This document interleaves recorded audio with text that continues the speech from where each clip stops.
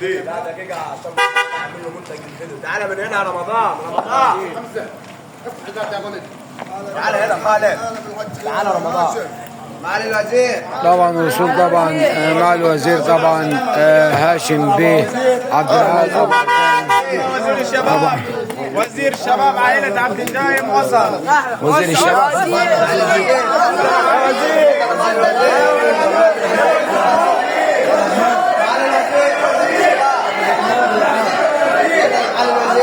السلام عليكم جميعا. السلام عليكم. وزير الشباب المسؤول انت في حد يسلم من الصفحه بتاعتك ان هتوظف 200 موظف ان شاء الله ربنا يقدرنا. احنا بادئين ب 200 وظيفه عباره عن سواقين، مناديب، مديرين مبيعات، مديرين افرع، مديرين مناطق، سيلز، خدمه عملاء.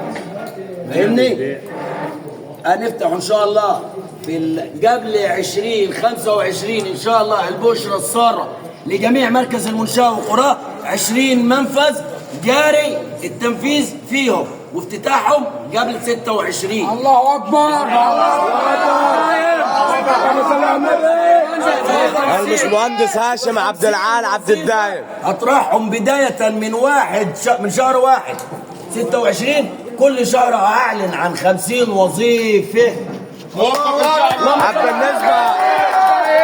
بالنسبة عن الوظائف يا هاشم يا مش مهندس هاشم.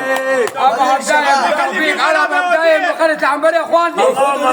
مبدئيا موظف. خدوا دي قبل 30/6/26 بفضل الله وبمشيئته وربنا يوفقنا وبدعواتكم هنوصلوا ل 1000 موظف من مركز المنشاه. عاشا مش مهندس هاشم. يا عيني